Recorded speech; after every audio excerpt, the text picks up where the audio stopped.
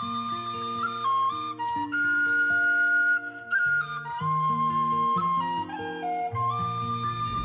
evening, ladies and gentlemen, and welcome back to Celtic Connections. We are continuing our series, All Hands on Deck, the virtual voyage of sea marks. And we're picking up from where we left off last weekend with Katie Mallinson, who is our dramaturg on the project. This week, I am very excited and honored to introduce you to Michael Gelen of Inkwell Studio. He has been our illustrator of our icons for many, many, many years, and it is my distinct pleasure to have him on the program this evening. Welcome, Michael. Thank you, Kate. Thank you for joining us. So we're going to talk a little bit about the icon for sea marks, but first, just let us know, what does an illustrator do? Well, when you're working on a job like this, promoting a play, I think the important thing, the first concern, is to create an image that's striking and appealing and strong enough that it will break through the kind of visual clutter that people deal with all the time, whether it's on a newspaper page or a poster on the street. So that's my first concern, just trying to come up with an image that's simple and strong. That's what I've always loved about your work. I'll share with you that I have many of your posters around our house and see them every day, and just love that very crisp, clear, singular image that is really, really striking. Mm-hmm. So with the plays, how do you narrow it down to one image? That must be really difficult to choose. It is. I usually begin by reading the play, or maybe it's a play I've seen and I have some memory of the action of the play. I usually try to find an image that, to me, captures the essence of the play. And sometimes that's a turning point. Sometimes it's a revelation or an epiphany in the play. Very often it's something that occurs outside the action that we see on the stage.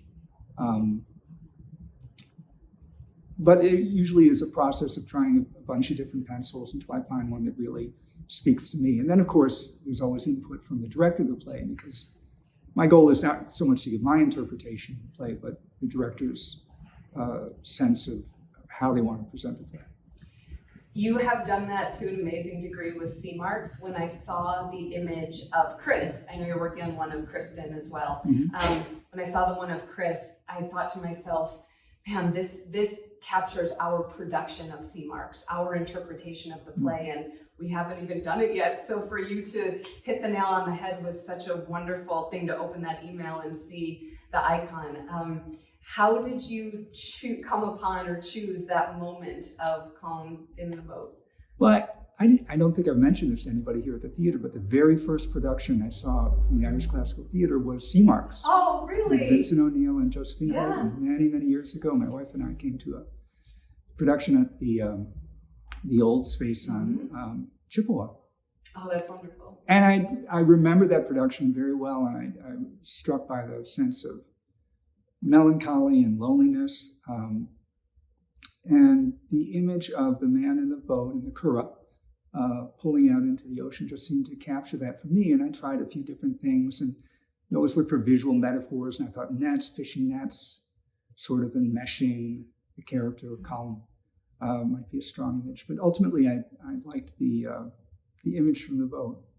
And it had I find myself very often going back to this very symmetrical construction, that strong vertical line, and this image had that. So it worked for me, and luckily it worked for the folks at the theater too. Oh, we love it. By the time this episode airs, we will all have seen the icon for Kristen, the sister icon, we're calling it. Can you give us a little hint of what it might capture? Well, I'm working from photos of Kristen, and she is in her own apartment, and it has that same, or I'm trying to give it that same feeling of solitude, of sort of being in your own world, and kind of a sense of yearning for connection, which to me is one of the threads of this play.